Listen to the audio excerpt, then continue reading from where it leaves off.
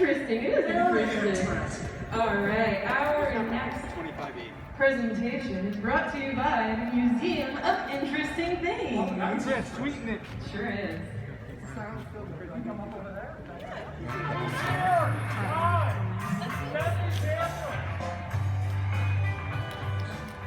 Hey folks, we broke 2,500! That was all for me. So hello, I'm Jenny Daniel of the museum. Chris! Mike.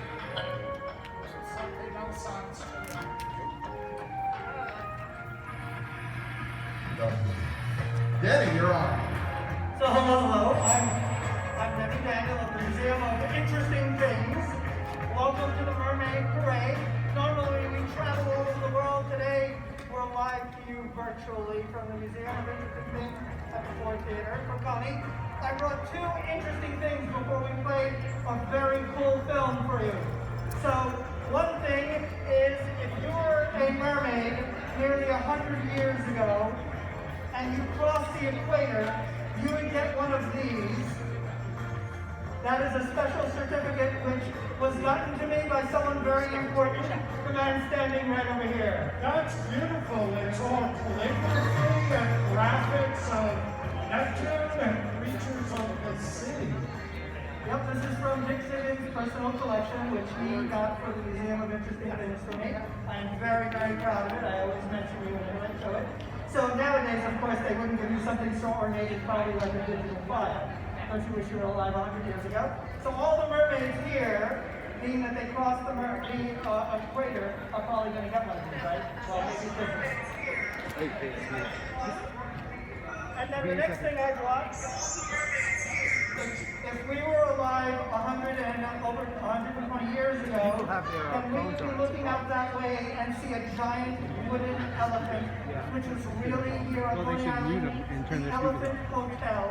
And you could sleep in this hotel, you could live in this hotel. What did it look like? It looked like a giant giraffe. No, it looked like a giant elephant. And there is, exactly. There's a Lucy in New Jersey, and there's another one I think they made.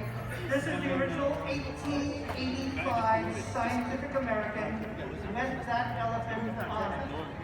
Rumor has it that when people came to America, before they saw the Statue of Liberty, they saw the Elephant Hotel. Now, Dick, I've got a conspiracy theory for you. My theory is that when the Statue of Liberty realized that they saw the elephant first, in the middle of the night one night, she came by with her torch, and that's how the Elephant Hotel ended up in flames. The Statue of Liberty was just Curses. exactly. It was her curses. Exactly. That is my theory. So we're going to be playing a very special film for you guys. The museum does 16. Danny, it's good playing. Oh, really? So you guys are watching, I believe, the Coney Island footage, the silent footage of early Coney Island from Castle Films. And Eugene Castle did these edits. He was a famous director in the early 1900s, and he got the rights to a lot of footage, and often he shot his own footage. And he would put together these short edits. So you'd see, like, you know, famous movies done in 10-minute versions. So this is early Coney Island. The rides here, many of those rides were made by the Mingles family.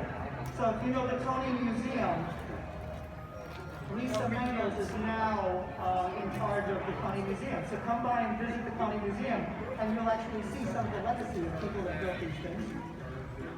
There's also footage of the Freak Show. I hope you guys managed to see that. That's the early Freak Show footage. And some of those characters, I believe, were in the movie. Jenny, I love that the Museum of Interesting Things lets kids, students, adults touch the objects. What most museums will not let you do. You allow people to do hands-on, and that gets them very engaged with history. When the pandemic is over, I hope you will return to the Coney Island Museum and do more programs. Absolutely, it's such an honor to do a place that's been around for so many years, over 100 years. And like you said, we let people really and so that you get inspired to learn history. Let's hear it for Kenny!